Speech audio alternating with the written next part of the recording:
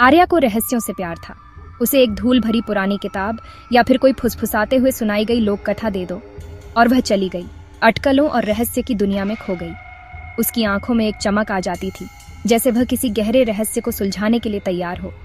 वह अक्सर शाम के समय जंगल में टहलने जाती थी, जहां हर पेड़ और हर छाया एक नई कहानी बुनते थे। उसकी कल्पना उसे उन जगहों पर ले जाती थी जहां कोई और नहीं जा सकता था। वह अस्पष्टीकृत कहानियों को ऐसे पढ़ाती थी जैसे कोई भूखा खाना खा रहा हो। हर पन्ना उसे एक नई दुनिया में ले जाता था। उसकी कल्पना छिपे हुए सच और भूले हुए इतिहास के ज्वलंत चित्र बनाती थी। उसकी कल्पना छिपे हुए सच और भूले हुए इतिहास के ज्वलंत चित्र बनाती थी। वह अक्सर पुराने भवनों को देखती और सोचती कि उनके अंदर क्या कहानियां छिपी हो सकती हैं। तो जब उसके छोटे से शहर में मिडनाइट फाइल्स की अफवाहें फैलने लगीं, तो आर्या मोहित हो गई। एक रेडियो स्टेशन जो केवल आधी रात को प्रसारित होता है, एक ऐसी फ्रीक्वेंसी पर जो आधिकारिक तौर पर मौजूद ही नहीं है। यह उसके प्रिय रहस्य उपन्यासों में से किसी एक चीज की तरह था। एक रेडियो स्टेशन जो केवल आधी रात को प्रसारित होता है, एक ऐसी फ्रीक्वेंसी पर जो आधिकारिक तौर पर मौजूद ही नहीं है। यह उसके प्रिय रहस्य उपन्यासों में से किसी एक चीज की तरह था। यह उसके प्रिय रहस्य उपन्यासों में से किसी एक चीज की तरह था। 66.6 FM। यह नंबर सुनते ही उसकी रीढ़ की हड्डी में कंपकपी दौड़ जाती थी। 66.6 FM। यह नंबर सुनते ही उसकी रीढ़ की हड्डी में कंपकपी दौड़ जाती थी। उसके अंदर एक रोमांच दौड़ गया। यह नंबर सुनते ही उसकी रीढ़ की हड्डी में कंपकपी दौड़ जाती थी। उसके अंदर एक रोमांच दौड़ गया। यह एक ऐसा रहस्य था जो सुलझने की गुहार लगा रहा था। उसके अंदर एक रोमांच दौड़ गया। यह एक ऐसा रहस्य था जो सुलझने की गुहार लगा रहा था। उसकी सबसे अच्छी दोस्त सिया, एक व्यावहारिक और समझदार लड़की, ने इसे एक मूर्खतापूर्ण मजाक बताकर खारिज कर दिया। ये एक ऐसा रहस्य था जो सुलझने की गुहार लगा रहा था। उसकी सबसे अच्छी दोस्त सिया, एक व्यावहारिक और समझदार लड़की, ने इसे एक मूर्खतापूर्ण मजाक बताकर खारिज कर दिया। ये बस कुछ बच्चे शरारत कर रहे हैं आर्या, उसने आंखें मूंदते हुए कहा था। उसकी सबसे अच्छी दोस्त सिया, एक व्यावहारिक और समझदार लड़की, ने इसे एक मूर्खतापूर्ण मजाक बताकर खारिज कर दिया। ये बस कुछ बच्चे शरारत कर रहे हैं आर्या, उसने आंखें मूंदते हुए कहा था। अपनी कल्पना को बेकाबू न होने दें। ये बस कुछ बच्चे शरारत कर रहे हैं आर्या, उसने आंखें मूंदते हुए कहा था। अपनी कल्पना को बेकाबू न होने दें। लेकिन आर्या खुद को रोक नहीं पा रही थी। अपनी कल्पना को बेकाबू न होने दें। लेकिन आर्या खुद को रोक नहीं पा रही थी। अज्ञात का आकर्षण विरोध करने के लिए बहुत मजबूत था, लेकिन आर्या खुद को रोक नहीं पा रही थी। अज्ञात का आकर्षण विरोध करने के लिए बहुत मजबूत था। वह जानती थी कि उसे इस रहस्य का पता लगाना ही होगा। अज्ञात का आकर्षण विरोध करने के लिए बहुत मजबूत था। वह जानती थी कि उसे इस रहस्य का पता लगाना ही होगा।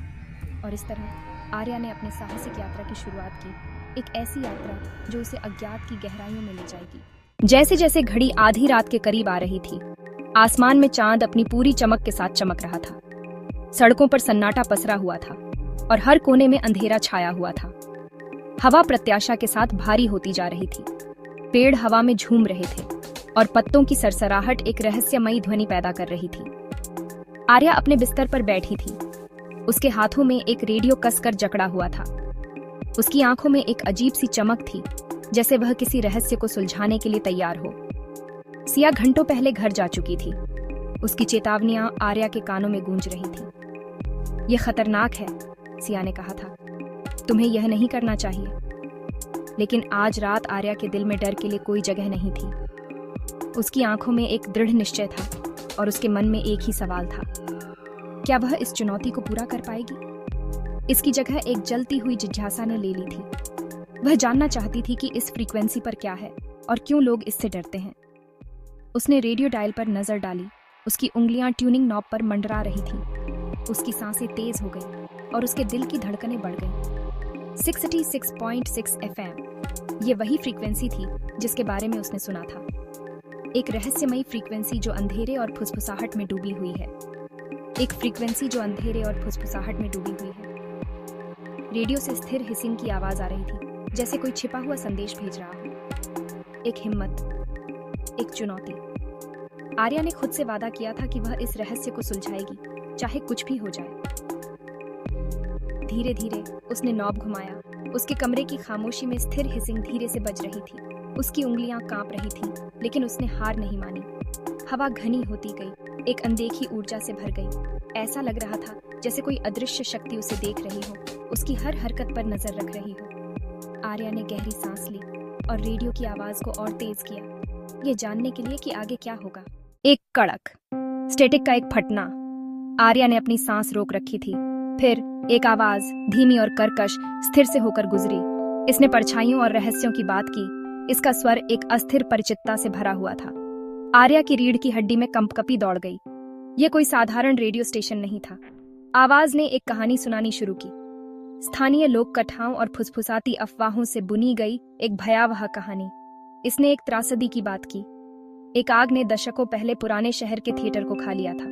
जैसे जैसे आवाज गूंजती रही, कमरे का तापमान गिरता गया। आर्या की दृष्टि के कोनों में परछाइयां नाच रही थीं।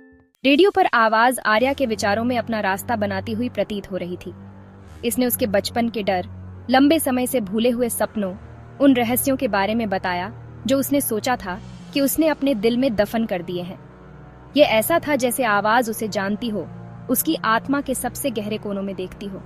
उसके अंदर दहशत फैल गई। यह गलत था, यह खौफनाक से परे था। कांपते हाथों से वह ट्यूनिंग नॉब के लिए पहुंची, उस आवाज से बचने के लिए बेताब जो उस पर बंद होती हुई प्रतीत हो रही थी।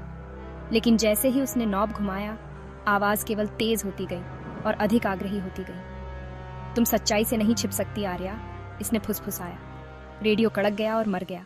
अगले दिन सुबह आर्या को ऐसा लगा जैसे वह एक बुरे सपने से निकलकर एक ऐसी दुनिया में आ गई हो जो हल्के से लेकिन अपरिवर्तनीय रूप से बदल गई थी। उसके शहर की कभी परिचित गलियां अब छिपे हुए खतरे को समेटे हुए लग रही थीं। जिन लोगों के चेहरे उसने देखे, वे अनकही रहस्यमयी कहानियों से भरे हुए प्रतीत हो रहे थे। पिछली रात की घटनाएं उसके मन में बार बार दोहराई जा रही थीं। वह आवाज, वे कहानियां, और यह सब कितना परिचित और डरावना था। उसे यह एहसास हो रहा था कि उसने किसी अंधेरे और खतरनाक चीज में कदम रख दिया है, कुछ ऐसा जो उसके कानों के लिए नहीं था। भाग 6, एक त्रासदी की गूंज। मिडनाइट फाइल्स के पीछे की सच्चाई को उजागर करने के लिए दृढ़ संकल्पित आर्या ने शहर के इतिहास में तल्लीन करना शुरू कर दिया। उसने स्थानीय पुस्तकालय में घंटों बिताए, धूल भरे अभिलेखागार और फीके अखबारों की कतरनों को पढ़ते हुए। उसका शोध उसे पुराने शहर के थिएटर की दुखद कहानी तक ले गया। आग विनाशकारी थी, जिसमें कई शहरवासियों की जान चली गई थी, जिसमें माया नामक एक युवा महत्वाकांक्षी अभिनेत्री भी शामिल थी। थिएटर को फिर कभी नहीं बनाया गया था। इसके जले हुए अवशेष त्रासदी की एक कठोर याद दिलाते हैं। जैसे ही आर्या ने गहराई से खोदा, उसने एक प्रेम त्रिकोण, एक ईर्ष्यालु प्रतिद्वंद्विता और थिएटर पर लगाए गए श्राप की फुसफुसाहट को उजागर किया। भाग 7, सच्चाई का भार। आर्या को पता चला कि माया एक दूर की रिश्तेदार थी, उसके पारिवारिक इतिहास का एक हिस्सा जो समय के साथ खो गया था। उसने युवा अभिनेत्री के साथ एक अजीब समानता महसूस की, मंच के लिए एक साझा प्रेम और अज्ञात के लिए प्यास। जैसे ही उसने माया के जीवन के बारे में पढ़ा, वह इस भावना को दूर नहीं कर सकी कि उसे एक ऐसे रहस्य में खींचा जा रहा है जो सुलझने के लिए दशकों से इंतजार कर रहा था। एक भयाहट ने उसे अपनी चपेट में ले लिया। रेडियो पर आवाज, कहानियां, अस्थिर परिचितता। ऐसा लग रहा था जैसे माया खुद कब्र से बाहर पहुंच रही हो, न्याय की तलाश में, शांति की तलाश में। भाग 8, आधी रात को एक टकराव। इतिहास के भार और घबराहट से भरे दिल के साथ आर्या जानती थी कि उसे क्या करना है। उसने घड़ी के आधी रात होने का इंतजार किया। रेडियो उस भूतिया फ्रीक्वेंसी पर सेट हो गया।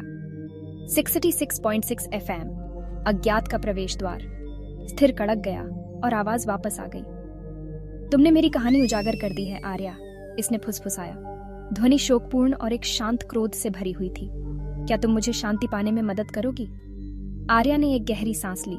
उसकी आवाज थोड़ी कांप रही थी, क्योंकि उसने अंधेरे में बात की थी। माया, क्या तुम हो? भाग 9, अंधेरे का सामना करना। दूसरी तरफ की आवाज आह भरती हुई प्रतीत हुई, एक लंबी खींची हुई आवाज जो कमरे में गूंज रही थी। हाँ आर्या, यह आवाज माया की थी, एक ऐसी आत्मा जो अतीत के अंधेरे में खो गई थी।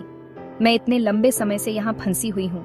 मेरी कहानी अनकही, मेरी आत्मा सांत्वना चाहती है। माया की आवाज में एक गहरी पीड़ा थी जो आर्या के दिल को छू गई।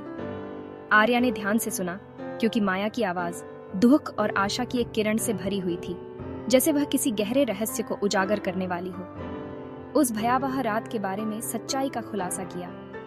माया ने बताया कि कैसे वह एक निर्दोष शाम को एक खतरनाक मोड़ पर पहुंच गई थी। उसने विश्वासघात के बारे में सीखा, एक ऐसा विश्वासघात जिसने उसकी दुनिया को उलट पुलट कर दिया था।